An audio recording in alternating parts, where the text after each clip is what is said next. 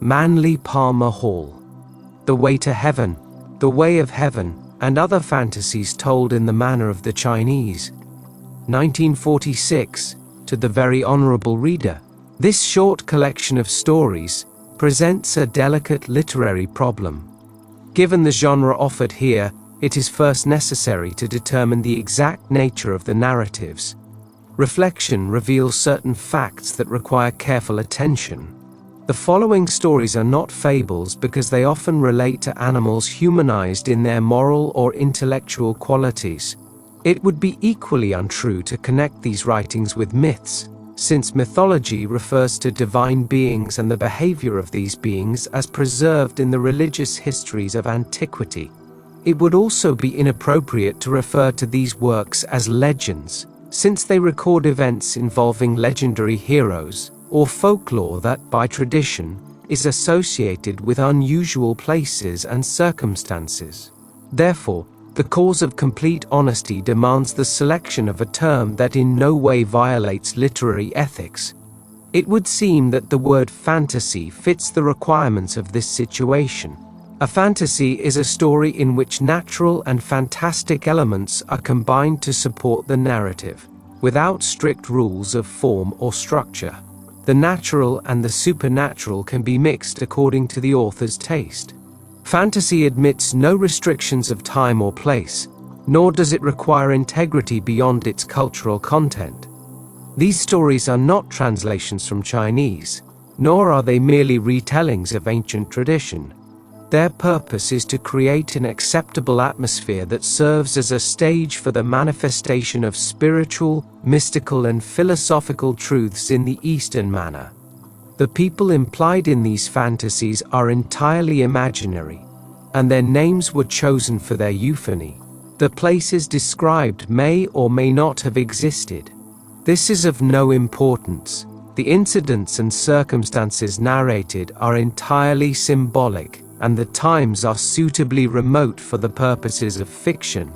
The China of these fantasies is a magical land to which the mind flees when it is tired of commonplaces. Yet, for the sake of verisimilitude, it must be noted that in the vaster dimensions where heart and mind are not bound by the prosaic, all these fantasies are strange but profoundly true. They are the faithful and appropriate record of the history of spiritual dispositions and impulses, far more exact in their proportions and more significant in their consequences than the sober records of physical events. Can anything be more entirely authentic than the inner adventures of the soul in search of reality? ManlyPHall, The Way to Heaven, The Three Dukes of Gobi. In the year of the Iron Bull, the three Dukes of Gobi swore an oath on the yellow sands of their ancestors. The Duke of Lu was ambitious and had 10,000 archers with bamboo bows. Duke Wu was proud and had 10,000 spearmen with red tassels on their pikes. And the Duke of Ku was cruel and had 10,000 cavalry with iron maces. And the three dukes made a solemn pact to invade the Middle Kingdom through the north gate called Fuchao. At the 8th moon, the armies reached the Great Wall and made their proclamations to the 5 provinces and the Emperor of the Middle Kingdom. It was the 47th year of the era of proper conduct, and the Emperor of China was weak and advanced in years, and had no desire to wage war. He beat the great drums upon the walls of the Vermilion City to summon the princes of Great Cathay, and he appeared before them in the court of the lions, and the 72 princes covered their faces with their sleeves. The Emperor of Proper Conduct placed his left foot on the yellow sand and addressed the nobles with these words: "My lords of the Middle Kingdom, the three dukes of the great arena have drawn up their armies before the walls, challenging us to come out and fight. What is China's will?" The Marquis of Kong, who was the commander of all the armies of the 5 provinces, advanced across the arena.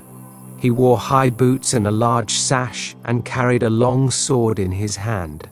He climbed the steps of the Dragon Pavilion, knelt heavily, and touched the sand with his forehead 3 times. "Sovereign Excellency of the universe, Lord of lords, King of kings, I have grown old in the service of the state. For 50 years there was peace in the Middle Kingdom. The armies have returned to their rice fields and harvests. There is no one to defend China. The lords of Grand Cathay followed the example of the Son of Heaven, returning to a life of peace and study. O mighty Emperor, you rule a kingdom of historians, priests and painters with long brushes. There is no army. The Emperor of proper conduct remained silent, and the princes, marquises, earls and mandarins of the 5 orders did the same, covering their faces with the beaded rims of their bonnets. Finally the Emperor spoke. Today we will go to our Father's house. There we will ask heaven to guide us in this hour. The 72 lords will bring offerings to the gravestones of their fathers, so that we may know the way of heaven. And it came to pass on that night of the full moon that the road of heaven was strewn with yellow sand, and all the gates along the path were opened, so that the emperor could approach his father's house. The emperor of proper conduct removed his robe with its jade bell trim, bathed, and put on a simple white garment such as a peasant wears. And because he was old, he leaned on a knobby staff, left the palace by the north gate, and walked slowly and with great effort along the silent road of heaven. The 72 princes of the Middle Kingdom remained in their homes, each kneeling before the tombstone of his ancestor. The emperor was alone. At last the weary old man reached the steps of the Temple of Heaven. There he knelt before the altars of the Great Bear constellation and the 5 planetary emperors.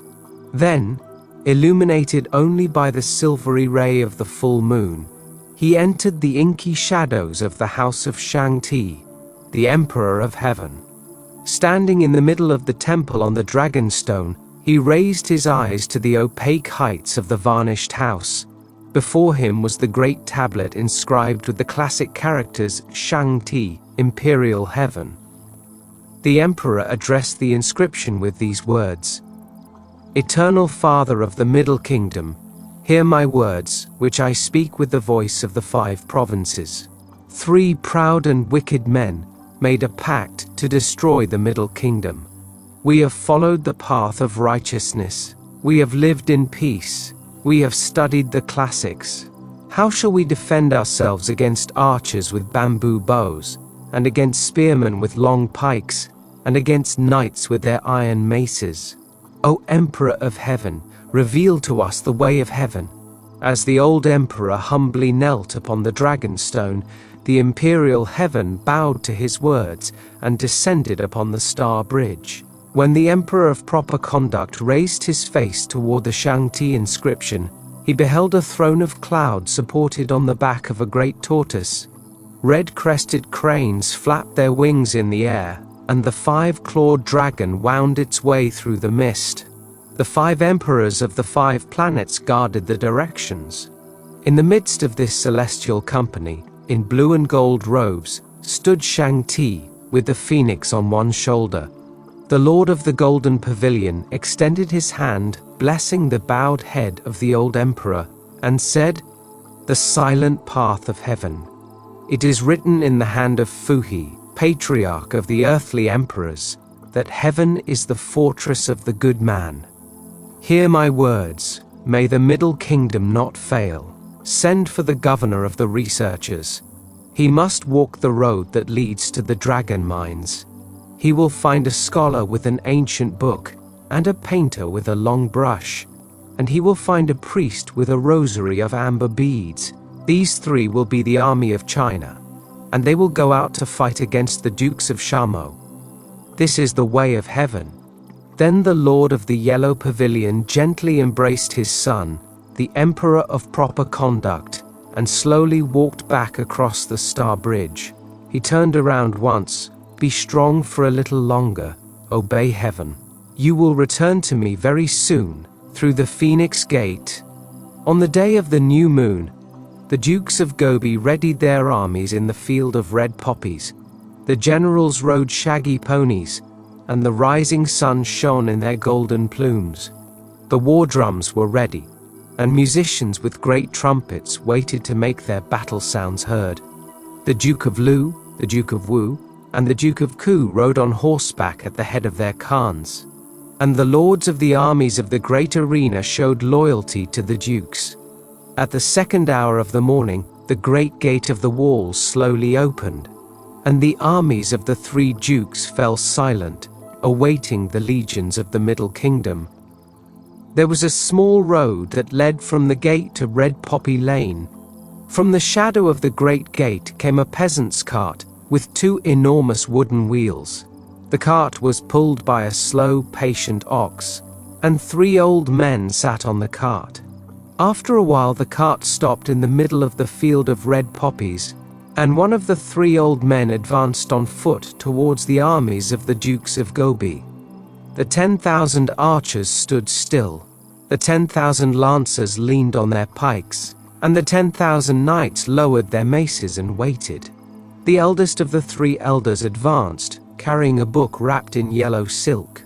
He greeted the three dukes according to the most correct tradition. The Duke of Lu was ambitious and spoke loudly and harshly. "What do you have here, old men, and where are the armies of the 5 provinces? We hope to destroy them." The scholar replied, "We are here by the will of heaven. We are the army of China, 3 elders and an ox." The Duke of Lu laughed long and hard. "What weapons do you have to oppose my 10,000 archers?" The scholar took out the book wrapped in silk. "Khan, this is the book of the properties of men compiled by the first emperor of the Middle Kingdom. It is written in 10,000 characters, each of which corresponds to one of your archers. 50 centuries ago, this book conquered the Middle Kingdom with an army of good words. Long after you have returned to the dust of the Gobi, this book will govern the 5 provinces." The old scholar unwrapped the volume and opened its accordion-like folds. "This book is a wall around Great Cathay, and against this wall of words, the ambitions of small men break like raging waves against a rock." The Duke of Lu took out his short bow and a bamboo arrow with a heron feather. "Old man, may your 10,000 words save you now. Escondete detrás de la morala de tu libro." The arrow flashed through the air, and old Etudito collapsed. His life's blood stained the book of the properties of men red. The Duke of Lu drew his short bow. The armies of the 3 dukes fell silent, and the lords of the yellow sand waited for the second elder to descend from his seat in the cart. The Duke of Wu was proud and rode out in search of the poet. "Old man, you have seen the fate of the scholar. Is there barely any life in your veins that you no longer value the years you have left, or do you think of defeating 10,000 lancers with a paintbrush?" The poet made the bow prescribed in the code of conduct, and then replied to the Duke of Wu, "A brush, my lord of Gobi, is a small and fragile instrument, but through it, heaven flows into the earth. Thoughts are like a wild phoenix projecting across the sky of the mind. Poets, not generals, are the conquerors of the world. The will of heaven is known through the brush, and the will of heaven conquers all things." The Duke of Wu became angry and shook his plumed lance. "This is the brush that writes history, fool." The poet bowed his head slightly and replied, "It is written that in the years of the 3rd emperor, my lord of the falcon fell on his spear and died." With a great oath, the Duke of Wu hurled his spear at the poet, and the old man fell dead. The broken brush clutched to his chest. The armies of the 3 dukes and the generals of the armies watched in silence. The 3rd elder was a shaven-headed priest, dressed in a coarse saffron-colored woolen cloak. In his hand was a rosary of amber beads with a green silk tassel. The Duke of Ku was cruel, and he rode forward to meet the priest. The venerable man greeted the Duke of Ku respectfully, but since he was a priest he didn't bow. The Duke of Ku was heavily bearded, and his voice resounded like old drums. "And what weapon do you bring to defend the Middle Kingdom against my 10,000 knights?" The priest took out his rosary. "Your Excellency of Ku, look at the symbol of the good law. Before the mountains were formed, before the waters accumulated, before the Gobi Ocean was swallowed up by the yellow sand, the law was established. After the Dukes of Gobi have gone to sleep in their tombs, with their clay horses behind them, after all the kingdoms have descended into the great silence, the law will remain. You have arrived too late, my generals. The 8 great truths have already defeated men. And the Duke of Ku thundered through his beard, I will never pay homage to a string of beads. We will write the laws of the Middle Kingdom. The old laws will be no more. The priest placed his rosary in his joined hands and repeated the mantra. I take refuge in the holy order. I take refuge in example of the perfect life. About. The Duke of Ku spurred his shaggy horse, and charging at the priest, split his shaved head with the iron mace, and roared angrily, This is for holy orders. May your law now protect you. The armies of the 3 dukes fell silent, and the lords of the armies leaned on their swords. And the 3 dukes of Gobi rode toward the great gate of the wall. War trumpets sounded, drums beat, and the generals stood before their commands. But the armies did not follow them. The 10,000 archers leaned on their bows. The 10,000 lancers leaned on their pikes. And the 10,000 cavalry remained like stone images. The 3 dukes turned to their armies and gave orders loudly and powerfully, but the generals leaned on their swords and remained silent. And it came to pass that a rebellion broke out in the armies of the Dukes of Gobi over the death of the 3 elders. Finally, the commander-in-chief of the armies marched to confront the Dukes of Gobi at the field of red poppies. My lords of Gobi, the armies will follow you no more.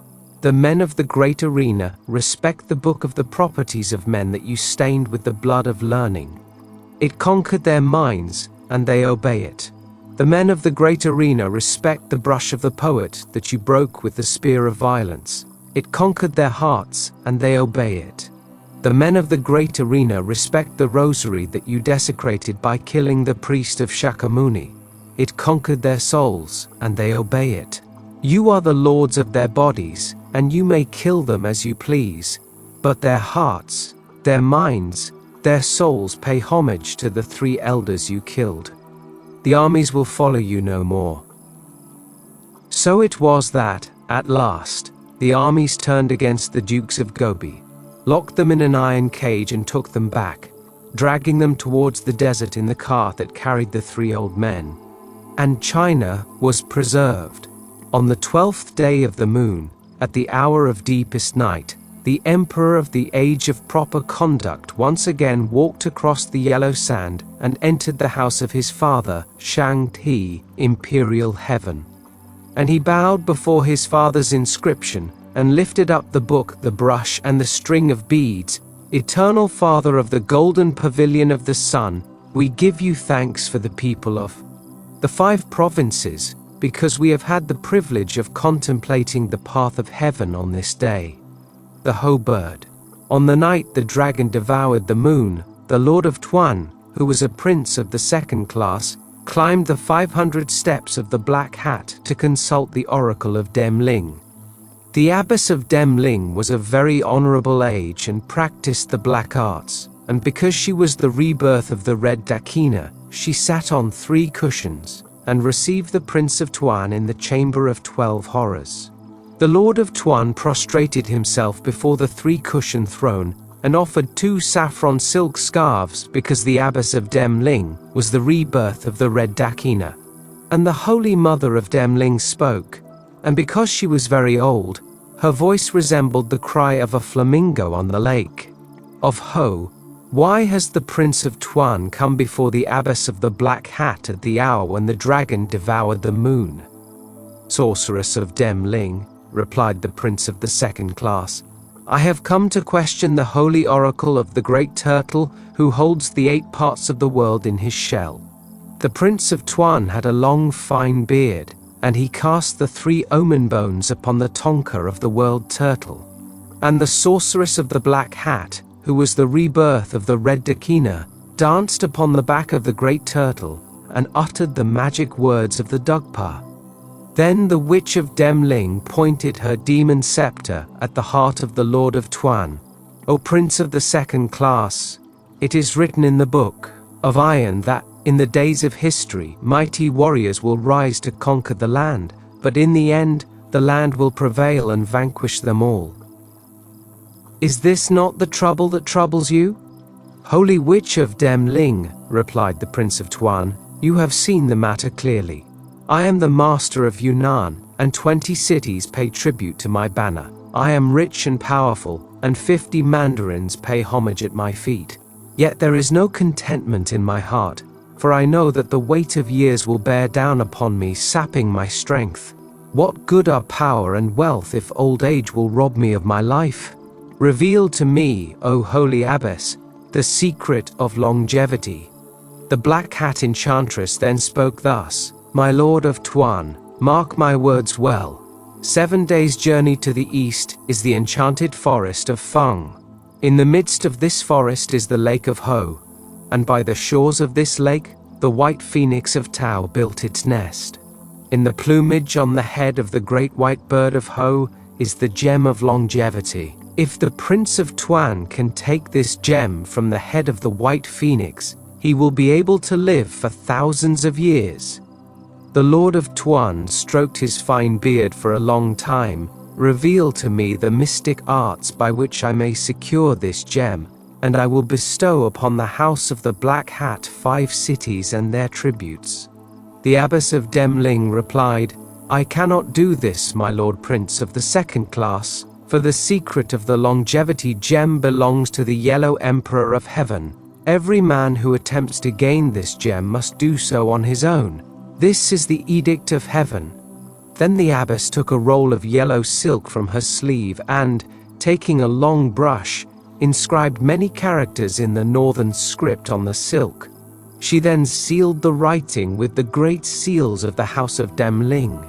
Once this was done, she placed the roll of silk in the hands of the Prince of Tuan with these words, This passport, my Lord Prince, will take you safely to Feng Forest. Present my safe conduct to the guardian of the forest, and he will take you to Ho Lake. I can do no more. Thus it happened that on the 5th day after the dragon devoured the moon, the Prince of Tuan and his 12 knights and squires rode on their white nags to hunt the magic bird of Tao in the Black Forest of Feng. The Black Forest of Feng was a place of enchantments and mysteries, and the dwelling place of spirits, ghosts and demons with bullheads. The Prince of Tuan was a bold man, and had no fear of the creatures of the Feng. But the 12 knights and their squires did not share his courage, and they lacked the heart for such an undertaking. When they reached the great gate of the forest, the 12 knights begged the Prince of Tuan to let them abandon their adventure. But the Lord of Tuan reviled the 12 knights with an oath, and struck the bronze bell of the gate with his spear, defying the demons who guarded the place. The old gate opened on its ancient hinges with many thuds and creaks, the webs of the spider spirits snapping. Inside the forest, the path divided to the right and left, and in the middle of the crossroads stood a large grey tombstone, dilapidated by time. On this tablet, carved with the classic script of the Divine Dynasty, were the words, This is the forest of Feng. Depart, profane, while there is still time. This is the entrance to the land of legend where only the poet is welcome. When the 12 knights read the inscription, the eldest of them begged the Lord of Tuan with these words, O mighty prince, let us abandon this place or we will perish. Together we have conquered many provinces, killing 20 generals and their vassals. We are warriors, not poets, and how shall we find our way in the forest of dreams? The Prince of Tuan stroked his beard for a long time and replied, I came to this forest to hunt the white phoenix of heaven. I will kill the bird of Tao, and cut from its plume the gem of immortality. My lord's knights, I am resolved on this feat. As the prince concluded his words, the atmosphere stirred strangely, and a strong wind blew through the forest. In the midst of this wind, a little old man was flying through the air on a huge satchel, secured with long silk ribbons. The genie, for that was what it was, laughed joyfully as he shot through space. 7 times, with the speed of the wind, the little old man circled the small tombstone and then, as gently as a dragonfly, landed on the ground where the paths forked. The genie was excessively fat and had large earlobes. His body was as high as a man's knee, and his little eyes winked humorously. He wore a very long cloak of black brocade, embroidered with golden flowers, and the brim of his varnished hat was so wide that it covered a large part of his body. The genie sat down on his knapsack and, pointing with his stubby forefinger at the Prince of Tuan, laughed until he rocked back and forth on his back. The 12 knights and their squires drew back in great fear, but the Lord of Tuan rode out to meet the genie and spoke to him in a firm voice. "Who are you, little man? And how dare you laugh before the Prince of Tuan?" The genie assumed an attitude of importance, and then replied, "My Lord Prince, I am the guardian of the enchanted forest of Fang. I have come to see the measure of the man who will kill the white phoenix of Ho, and steal the red ruby from its plumage." "I am that man!"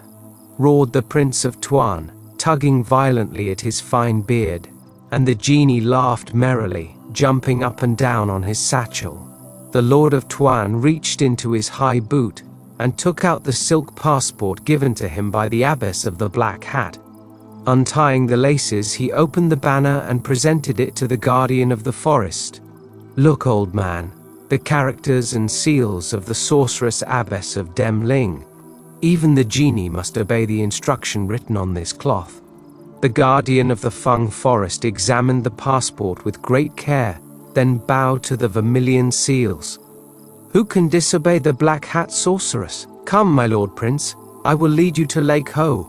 The genie leaped into the air in his flying satchel of long silk ribbons, and carrying Demling's tanka open before him, flew into the Black Forest along the path that led to the left.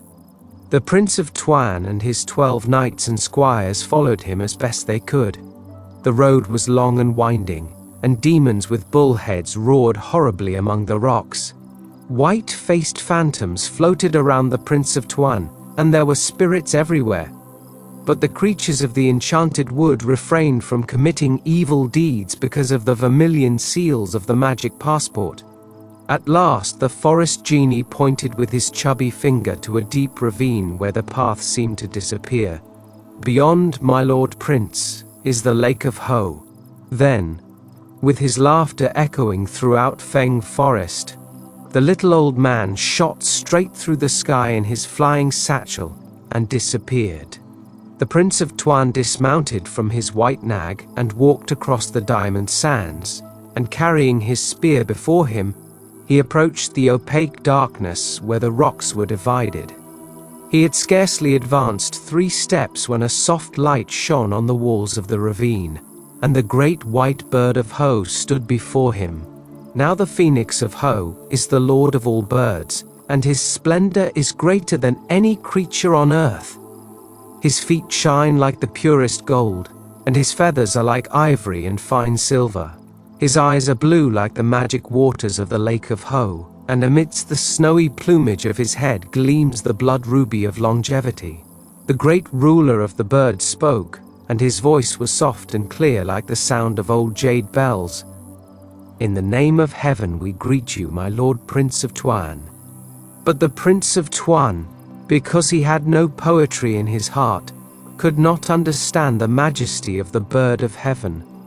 The prince had eyes only for the blood-red stone that glittered on the phoenix's forehead.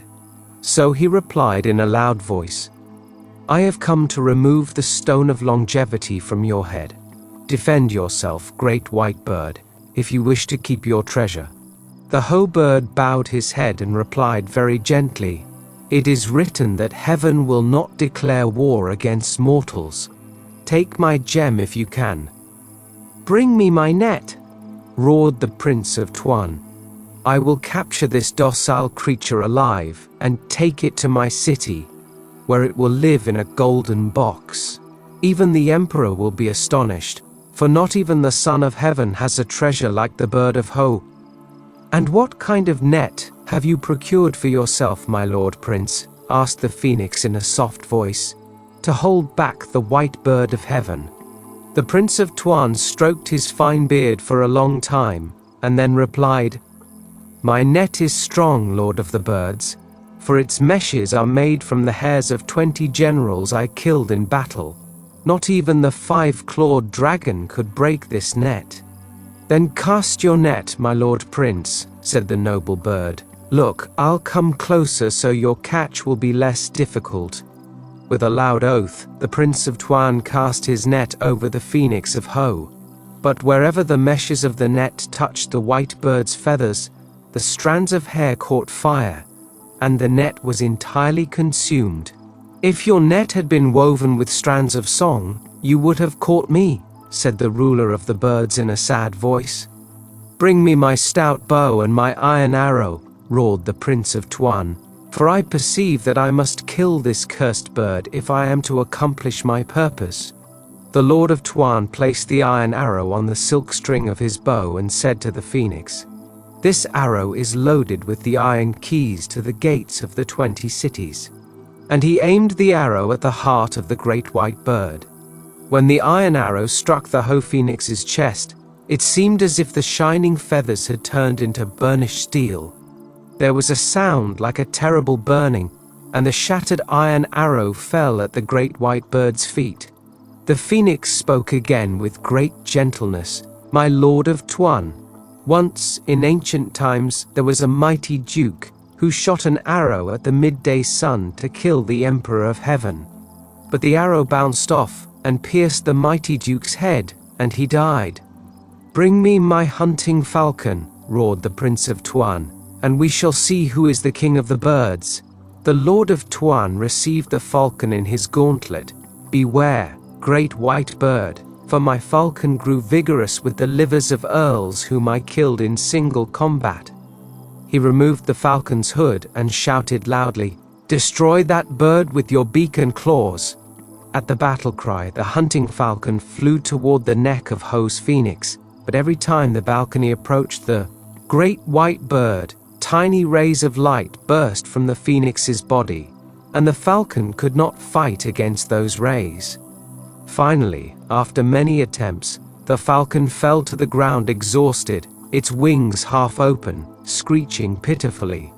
The Prince of Tuan leaned on his spear and was very worried because his weapons had not prevailed against the Tau Phoenix. He was still determined to take the longevity gem. Because the great bird knew the Lord of Tuan's thoughts, he spoke once more. "O Prince of the second class, you are still not convinced that your weapons are useless in the enchanted forest of poets. If you want long life, you must necessarily have beauty in your heart. If you want the feathery gem from my head, it is the will of the Tao that you come in peace, and that you do not wage war by the lake of Ho. Strong men make war, weak men speak of peace," roared the Prince of Tuan, and he stroked his fine beard for a long time. "It is true, O great white bird, that my weapons were not equal to your magic, but I am strong, and my right arm is strong. I am master of 20 cities, and my right arm made me lord of all Yunnan. With my own hand, I will pluck from your crest the red stone of longevity, for I do not fear the power of your magic, and he who is fearless is master of the world." The Prince of Tuan strode over to the white bird, which was waiting patiently for him. When he reached the Ho bird, he stretched out his hand to grasp the flaming stone from the phoenix's plumage. When the tiny lights flickering around the red gem touched his fingers, the Lord of Tuan recoiled in pain, for his hand was as cold as death. And when the Prince of Tuan looked at his right hand, he saw it white, with the whiteness of new marble from the valley of Tsin. And terror seized the Lord of Tuan, and he knew what fear was, and he fell to his knees upon the diamond sands, and he stretched out his right hand, which was all white, and begged the great phoenix of Ho, "O great bird of heaven, take away the white sickness that kills a man while he is still alive." The phoenix of Ho was silent for a brief moment, then spoke these words to the Prince of Tuan: "My prince of the second class, no man is strong before heaven, for the joy of the Tao consists in overthrowing the strong and raising the meek. All the earth and its princes must obey heaven, and the hand that raises against heaven will surely die."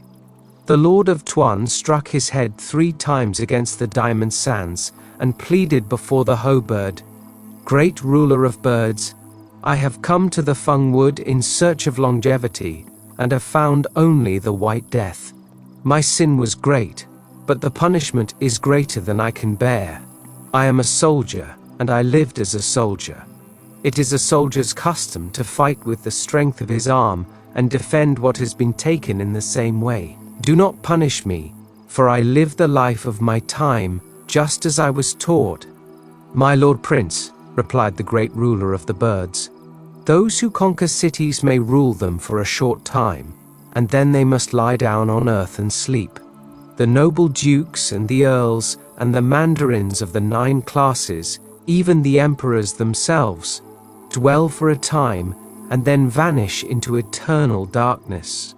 Then the Phoenix de Ho continued speaking thus: "Great prince of the second class, pay attention to my words, and I will inform you of the mystery of the red stone of longevity that is in my plumage. When the Yellow Emperor resolved to create the world with the 2 principles, he caused his strength to go forth from him in the form of the great dragon that has 5 claws. And the great dragon that dwells in space lifted the earth with its body, and with its claws it held the world in its most central place. And the Yellow Emperor said, 'With my strength I brought the world out of the abyss, and with my beauty I will now adorn it in all its parts.' So he caused his beauty to go forth from him in the form of the white phoenix. And the Lord of Birds opened his wings over the earth, and under the shadow of his wing were generated the orders of beauty that are in the world. And the great dragon was the father of the generations of the kings, statesmen, warriors, builders of cities and conquerors of the earth, and all who are strong are the children of the dragon. And the white phoenix created the generations of scholars, poets, artists, and sculptors, and of those who sing, dance, and weave fine fabrics, and all who love beauty are the children of the phoenix. After the world was established upon its foundations, and strength and beauty produced their progeny, the Yellow Emperor caused the great dragon and the white phoenix to appear before him in the palace of heaven. Then the Yellow Emperor addressed them with these words: "Look at the great red stone of longevity that I hold in my hand today. To which of you shall I give custody of this treasure? Shall I give it to you, my Lord Dragon, who are born from my right hand?" "Give me the stone of longevity," roared the great dragon, "and I will build an empire that will be eternal in the world. All men will serve the strong. My children will live 1,000 years in glory, and their war chariots will conquer all creatures of the earth. The stone is my right, for I am the strength of heaven." The Yellow Emperor turned his face towards the white phoenix. "You have heard the words of the great dragon. You are the firstborn of my left hand. Will you take this stone into your safekeeping?" And the Lord Phoenix replied, "Eternal heaven, give me the stone according to your wisdom, for wisdom is the Lord over strength and beauty. My children will not build cities, nor will they conquer nations with their swords. Theirs is the power of gentle song, and they shape beauty with their fingers. They dwell in quiet places, where they set their feet, flowers grow, and where they build their houses, birds sing. Whether or not you give me the stone, great Emperor, they will continue in their present way, beautifying the earth." The Yellow Emperor held up the flaming gem. "Hear then my decision according to my wisdom that dwells within me. I give the stone of longevity in safekeeping to the great Phoenix, who is the son of my left hand, for I perceive by my inner wisdom that the world I created through my strength will be perfected by my beauty, and my beauty will inherit the earth. So it shall be." The Yellow Emperor placed the red stone on the head of the Phoenix Lord. and surrounded the gem with a circle of flames so that no man could steal it.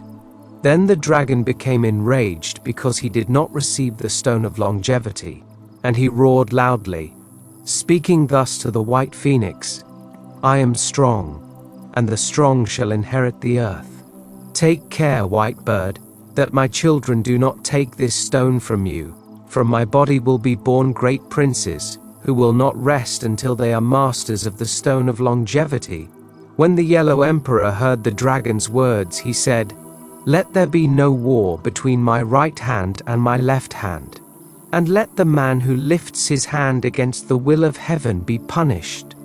And you, my lord of Tuan, who are a son of the dragon, have raised your hand against the Yellow Emperor's words.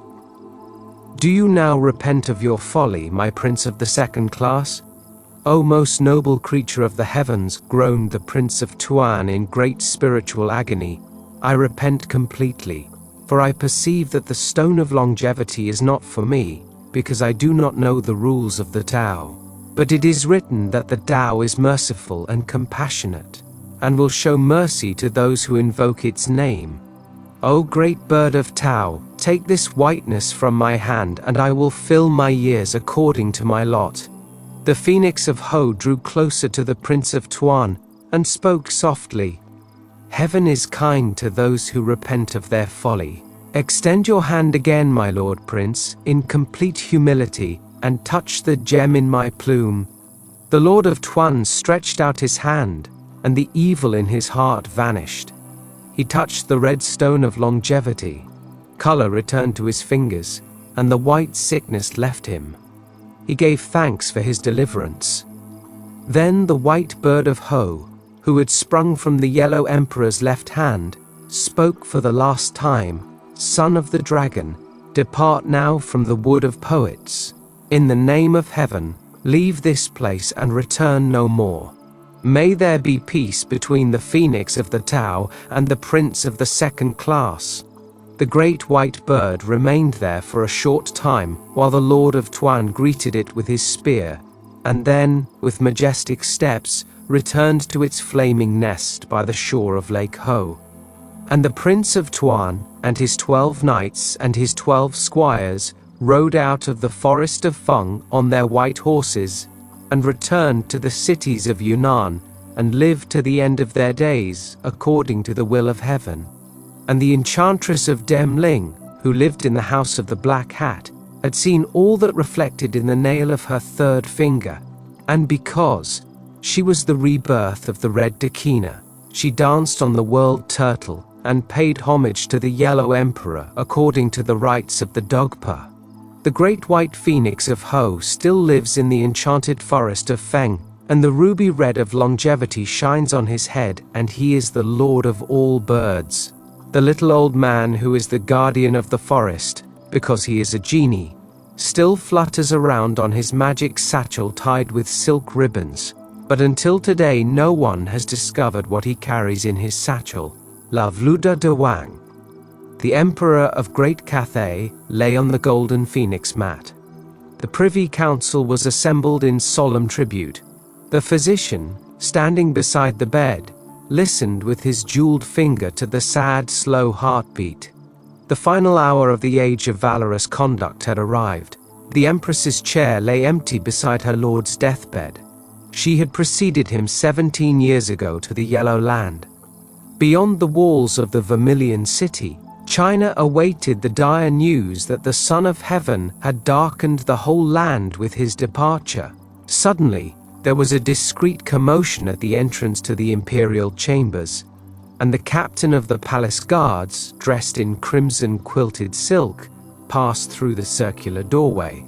He muttered behind his sleeve to the Lord Secretary, who muttered behind his sleeve to the Lord Chamberlain, who muttered through his thick whiskers to the steward, who in turn communicated the substance of the matter in a barely audible voice to the Prime Minister, who gravely shook his head. But in the silent room the old emperor had perceived the agitation of his court, and opening his eyes he asked in a low voice the cause of the commotion. The Prime Minister prostrated himself before the bed of the Golden Phoenix and replied, "Your Serene Majesty, It is the captain of the South Gate, a matter of no importance. Then the Emperor of all China spoke again. The timeless one who dwells within the temple of the heart tells me otherwise. Let the captain advance without fear and reveal the matter. The captain, in his crimson robes, approached slowly and reverently to the deathbed, and covering his face, fell on his knees. The low voice from the phoenix's bed commanded him to rise. Death waits for no formalities, my Lord Captain. State your mission while there is still time. Your Serene Majesty, beloved of heaven and earth. When I opened the south gate of the Forbidden City this morning, I found on the threshold this small scroll addressed to your magnificence.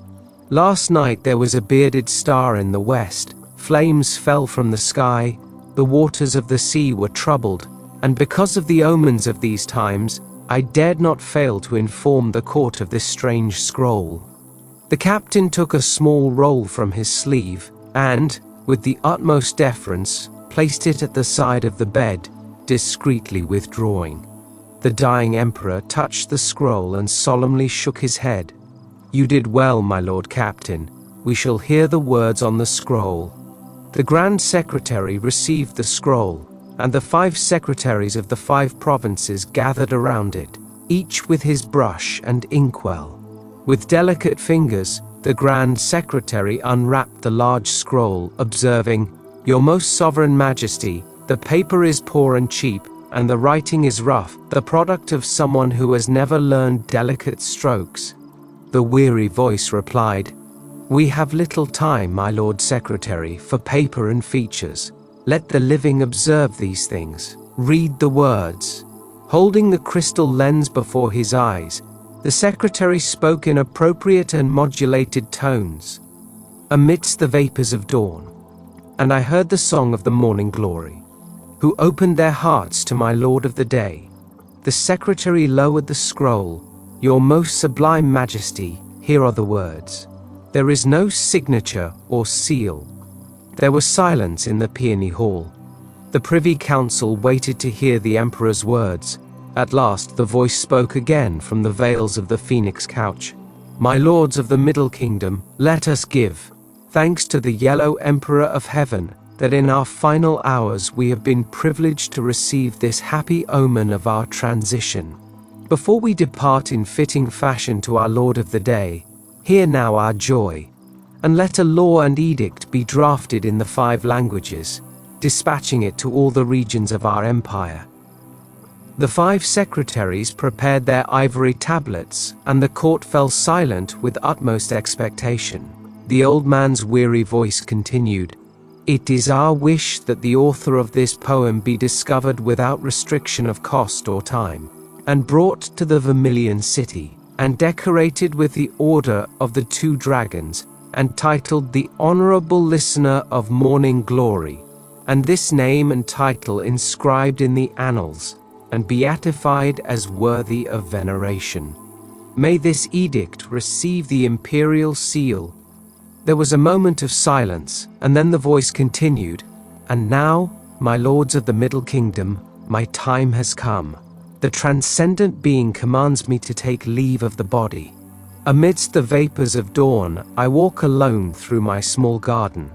The physician turned gravely from the bedside. Great mandarins of China, the Son of Heaven has returned to his father. He has ascended the ladder of the 7 dragons.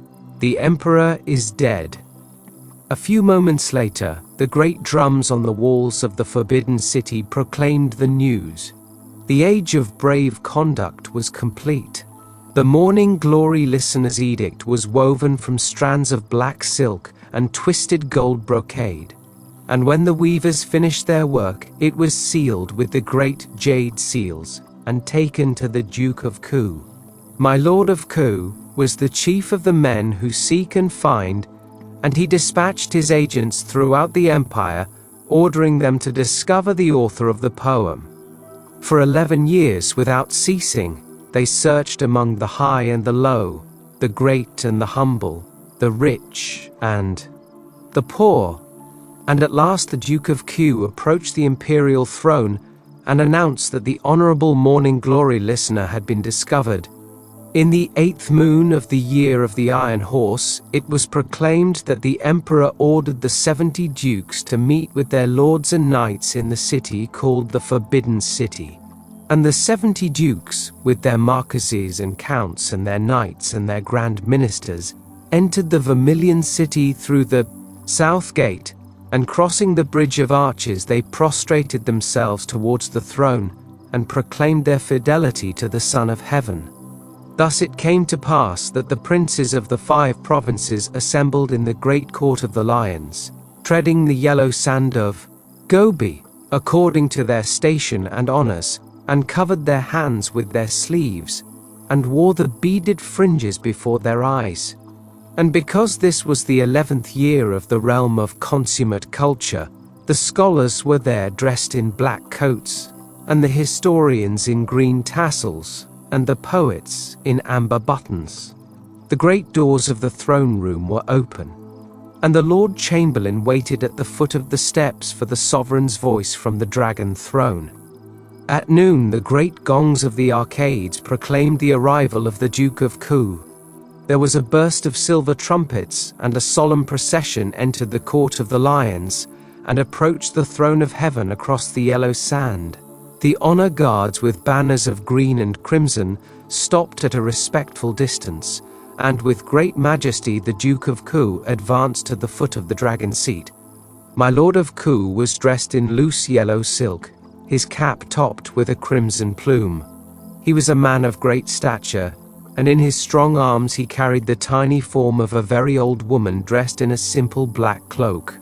Stretching his arms and his fragile burden upward into the misty depths of the throne pavilion, the Duke of Ku spoke, "O feudal sovereign, master of the world, beloved of heaven, I have completed the task assigned to me by your late father, the Emperor of Valiant Conduct. This is the widow of Wang the fisherman. 11 years ago she crept by night to the south gate of the Forbidden City, and placed her poem on the threshold as a tribute to his illustrious majesty, your father in eternal glory." The voice of a strong young man spoke from behind the diaphanous veils of the throne. "Our beloved cousin fulfilled his duties well. We are pleased with him. Bring a chair for the venerable mother." At the foot of the throne stood a red and black lacquer chair on the yellow Gobi sand, and the Duke of Ku gently placed the old woman on the chair and stood at a distance with his hands in his sleeves. The veils of the throne slowly parted. The princes of Grand Cathay hid their faces behind the hem of their bonnets.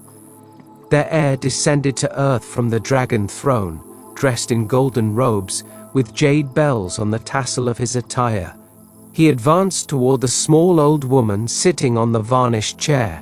Upon reaching her, he knelt and touched the yellow Gobi sand with his forehead. "Honorable Mother, it is written in the Code of Conduct that we will honor the elderly, who are the parents of our glory. Accept now the veneration that youth offers to the fullness of years." The old woman displayed a strange white smile and extended her hand toward the voice. The Duke of Ku stepped forward. "Your Majesty," he whispered, "the woman has been blind for many years." The Emperor raised his hand. "Let the 5 secretaries come and record the words of the venerable mother, for she is about to speak. Let not a syllable be lost, let all of China know her words." The widow of Wang the fisherman put on a kind, tired smile, and in a very weak voice replied to the Emperor, "May heaven bless you, my son, for your kind thought.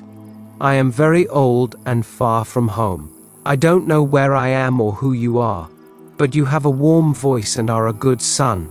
Somewhere there is a mother proud of you." The secretaries had recorded every word, and now waited with their brushes resting on the rolls of silk. The Emperor turned to the Lord Chamberlain, who advanced carrying the royal edict in his hand. "Let the mother be informed of the reason for which she has been brought here, and of the honor that will be conferred upon her according to the will of our late father, the illustrious Emperor of Valiant Conduct." The Lord Chamberlain issued the edict, and in a loud voice proclaimed the occasion to the assembled lords, each of whom prostrated himself before the chair on which the widow Wang was sitting. Then the Prime Minister approached and placed the large gold breastplate of the Order of the Two Dragons in the Emperor's hands. The Emperor placed the chain around the old woman's neck and placed her left hand on the jeweled pendant. We, Emperor of China, Son of the Sun, in compliance with the edict of our illustrious father, by it confer upon you the Order of the Two Dragons, and declare that, from now on, you shall have the title of the illustrious and honorable Lady Listener of the Morning Glory. The old woman showed her strange, simple, childlike smile and touched the golden decoration. I don't know the dress of princes, I am a peasant. I don't know the formalities, I am a simple and ignorant woman. I am already so burdened with years that my time here is not long. I don't know how to thank you, or how this honor came to me. The Emperor looked at the old woman's wrinkled face for a few moments and then asked, Most illustrious and most honorable Lady Listener of the Morning Glory, is it true that you could really hear the voices of the flowers? She shook her head. My husband was a fisherman, and for many years he was away on his boat, leaving me alone. We had a small garden where I planted morning glory flowers. Very early in the morning, I used to go into the garden and sit quietly, and if I remained very still, I could hear small voices speaking soft words as the flowers opened. The Emperor leaned forward eagerly. Illustrious lady, what did the morning glory say when they spoke? The old woman shook her head sadly. Oh, my son, they spoke a strange language that the scholars would not understand, much less a simple peasant woman who could not read the classics. But I could sense in their words a strange ecstasy, as if each of the tiny flowers gave up its life with mysterious passion when the first ray of sunlight touched its petals. The Emperor was silent, and Widow Wang continued, You are a great personage. If you would remain silent in your heart and listen to the voice of the morning glory, you would understand what they are saying. There was a silence, and the secretaries leaned forward, and the princes and dukes did not even breathe, for they perceived that the Emperor was about to utter immortal words. The Son of Heaven bowed, and reverently kissed the wrinkled forehead of the widow of Wang, the fisherman. Illustrious Lady Mother, you, whose gentle soul could hear the voice of the morning glory, could not understand their words, and I learned it in the 5 languages. The classics, the annals and the analects, who could understand their words, will never hear their voices, for I have no silence in my heart. This is the way of heaven, the Prince of Cats.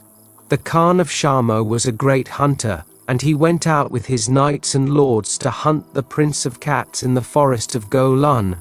When he reached the place of the black rocks, his horse would go no further, so the hunter dismounted and rode on alone, carrying his arrows and a short bow. The great Khan walked for many hours among the black rocks, searching for the Prince of Cats, and night fell upon him, and there were many paths, and the Lord Khan could not find his way from where he stood. But at last he saw a little light and hurried toward the cave of the holy hermit of Golun. He greeted the venerable man, asking for shelter for the night. The hermit of Golun was one of the 500 Lohans of our Lord Buddha, and very old. His head was shaved, and he wore a saffron-colored woolen cloak. He received the Khan of Shamo, giving him rice and tea, and the holy Lohan spoke thus, Khan, I greet you in the name of Shakyamuni, the blessed Buddha, and I share with you my rice and my tea. Venerable Father, replied the great Khan, I have come to the place of the black rocks to hunt the Prince of Cats, but night fell on me and I could not find my way. The holy hermit then raised his hand, saying, Khan of Shamo, you are forbidden to hunt the Lord of the Cats in the forest of Golun. The Khan was disgusted with himself, but did not dare reveal his anger to the holy hermit of the black rocks. Explain to me the reason why I cannot kill the Prince of Cats with my short bow. Then the Lohan of Golun perceived the anger of the great Khan, and answered with these words, If my lord the Khan takes a solemn oath on his right hand that he will not draw his bow at the place of the black rocks, I will reveal to him the mystery of the Prince of Cats. And because it was the holy Lohan's wish, which could not be denied, the Khan of Shamo swore a solemn oath on his right hand that he would not draw his bow in the forest of Golun. And the holy hermit was satisfied, and touched the Khan's right hand with his beads. Now that my lord the Khan has bound himself with an oath, I will ask the Prince of Cats to come and reveal himself to the Khan of Shamo. Then the great Lohan took from his cloak a small piece of paper on which was drawn the image of a horse. He wrote the name of the Lord of Cats on the horse's body, and then burned the paper in the fire. When the paper was completely consumed, he took the ashes and blew them into the air, saying, "The wind horse will carry my message to the Prince of Cats." After a while, sounds came from a creature among the black rocks. When the holy hermit who had been listening heard the sounds, he stood up and asked Lord Khan to do the same. "We'll go together to pay homage to the Lord of the Cats." And they came out of the cave, and a great beast stood before them in the moonlight, and the Khan of Shamo saw that the great beast was a tiger. But the great Khan had never before seen an animal as majestic as the tiger lord of Golun. With slow, noble steps, the Prince of Cats approached the holy hermit, his eyes like deep fountains of green fire. The holy Lohan extended his rosary, and the tiger touched the beads with his face. Then the Khan of Shamo knelt in admiration and greeted the tiger lord with these words, "Great Prince of Cats, the Khan greets you in the name of our Lord the Buddha." And the three returned to the interior of the cave, the holy hermit, the great Khan, and the tiger lord of Golun. And the Prince of Cats sat beside the holy Lohan and stared into the fire. It was then that the Khan had the privilege of hearing the blessed story of the Prince of Cats, in the cave among the black rocks, as told to him by the holy Lohan of the shaven head. And these are the words of that tale. At the dawn of the great day, my Lord Khan, the compassionate one, who is the adamantine soul of the world, came to the gate of great decision, and laid his hand upon it to open it and pass through. Now the gate was old, and beside it a swallow had built its nest, and in it was a little bird that was hungry and too young to fly. And the bird twittered with a very faint voice. The compassionate one looked at the bird and spoke thus, "How shall I enter into great peace if I know that beside the gate of nirvana is this hungry little bird?" So the compassionate one entered into meditation that enabled him to experience the life of all creatures, and he knew within himself the affliction of all living creatures. And the Lord of Compassion wept, for he felt in his heart the sorrow that is in the world. The compassionate one cast his soul into the grains of sand, the rocks, and the depths of the sea, and in all these places there was sorrow. And he projected his soul into the forests, the deserts, and the high mountains, and in these places too there was sorrow. And he sent his soul into the air, the fire, and the hearts of things that breathe, and he always found sorrow. And the blessed Lord said, "I find sorrow everywhere because the creatures of the earth lack the good law, but how shall I reveal to them the 8 parts of the wheel and the 3 gems? How shall I reveal to all living things the eternal doctrine that will take away their sorrow?"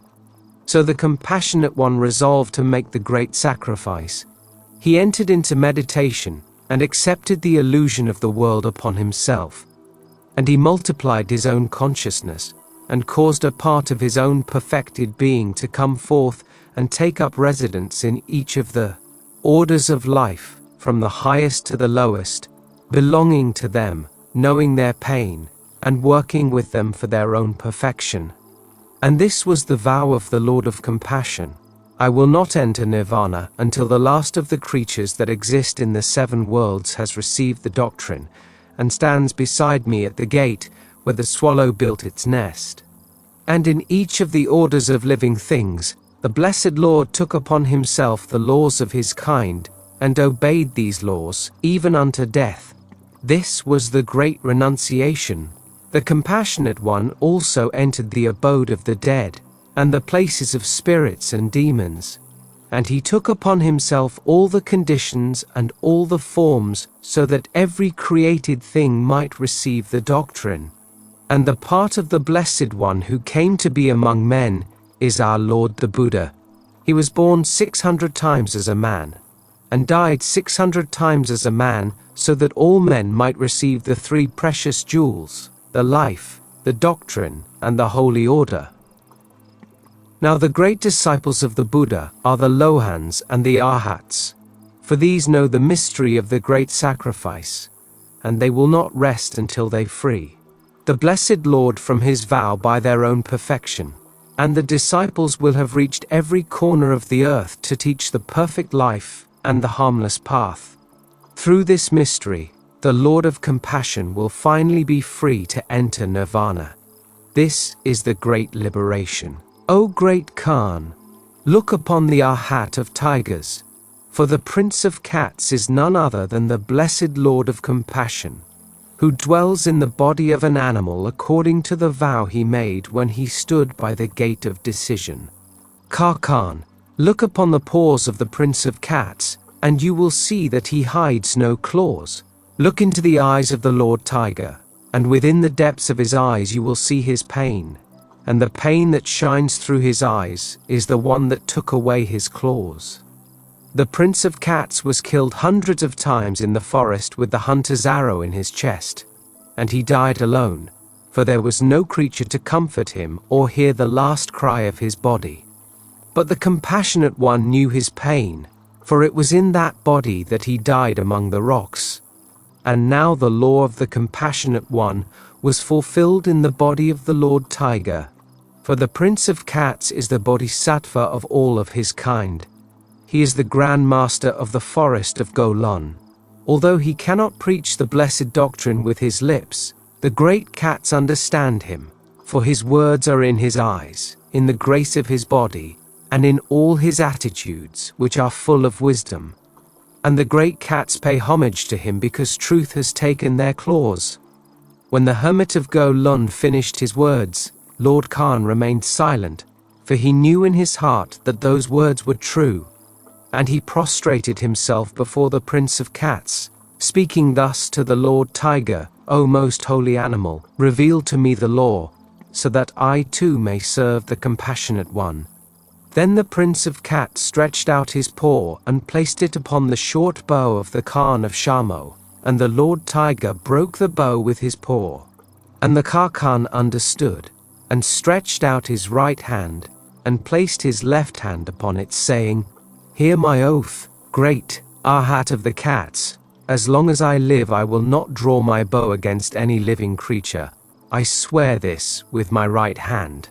Then the holy hermit, who was very wise, said, Remember this well, my Lord Khan, for with this oath you will come to know pain, and through this kind of pain you will reach the Lord of the world. By this time, the knights and lords who had ridden off to hunt with the Khan of Shamo in the forest of Golun had made their camp at the foot of the black rocks. And their tents were white and crimson, and yak tails hung from tall poles at the doors of the tents. And in the morning, the great Khan returned to them carrying the broken bow in his hand. And the Lord Khan and his knights, and the lords, went away from the forest to the city of the Khans, with its blue-tiled roofs.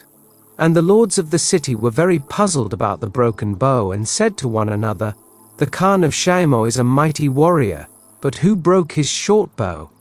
The city of the blue-tiled roofs was on the edge of the ancient desert called the Gobi, and the men of the city carried great swords and rejoiced in war. Because he had sworn an oath to the Prince of Cats, the Khan would not make war against the desert dukes, and he forgave his enemies, and made new laws so that men would not kill one another, and he forbade any man to hunt in the forest of Golun. And the people of the city of the blue-tiled roofs, and the lords who were over the people, were angry because of the new laws, for they enjoyed making war against the great dukes of the desert. So at last the Prime Minister appeared before Mr. Khan and begged him in these words, "My Lord Khan, the new laws you created are not for the people of the great arena. The people rejoice in war and the slaughter of their enemies, burning cities, taking their women as slaves.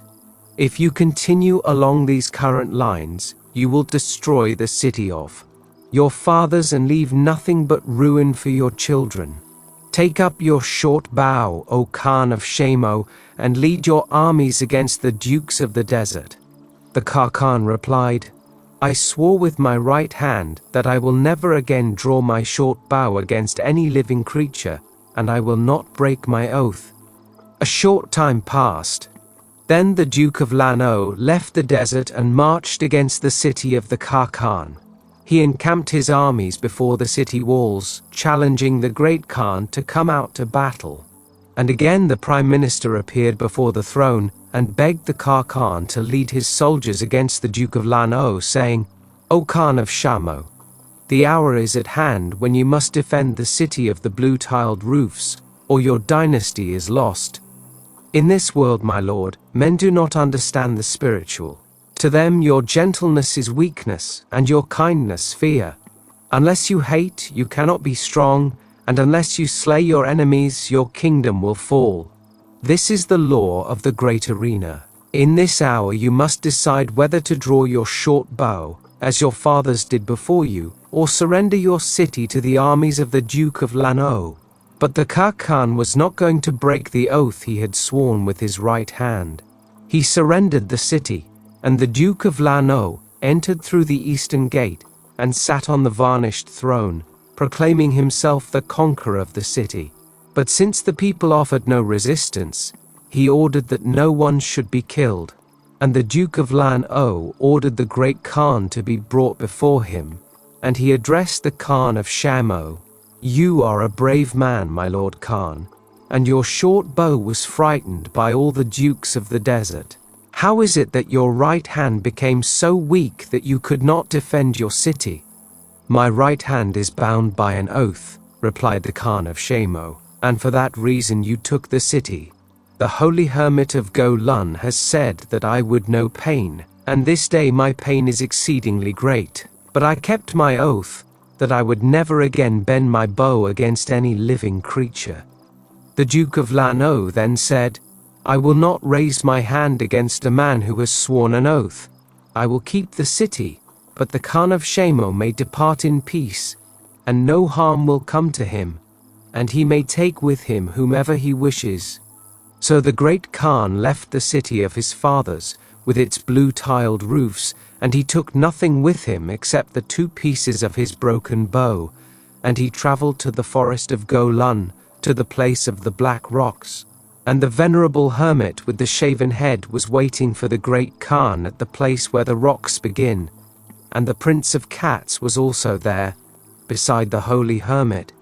And the Khan of Shamo fell on his knees before the Lohan of Golun, and held out the 2 parts of his broken bow, saying, "Most Holy One, my kingdom is lost, my sons are gone from me, and the people of my city hate me because I did not fight.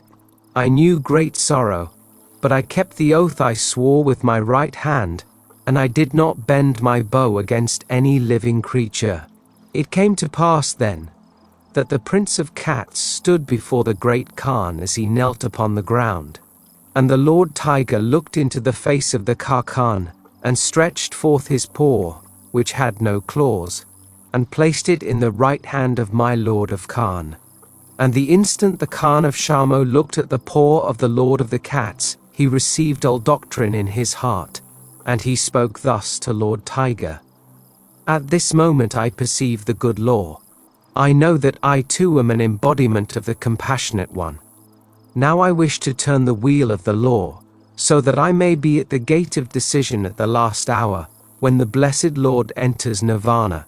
And the great cat gazed upon the Khan, and the Lord of Compassion shone through the eyes of the Prince of Cats. Then the holy hermit spoke thus, "On this day, the great Khan set foot upon the noble path, I welcome him into the blessed order of the yellow cloak, and on the great day when the compassionate one is with us, the great Khan will be with him." The holy Loan took the 2 pieces of the broken bow and continued speaking, "This broken bow shall be a sacred relic, for, like the mendicant bowl of our Lord the Buddha, it is a symbol of the great renunciation. These broken pieces were your claws, Khan of Shamo, and the pain in your eyes took away your claws. And the Prince of Cats who had no claws, and the great Khan who had broken his bow, and the holy Lohan in whom the mystery was complete, stood together, as one, on the edge of the black rocks in the forest of Go Lun. And this is the brotherhood of the enlightened one, which will last until the great night. And in the heart of the compassionate one, who knows all things, there was now a little less pain,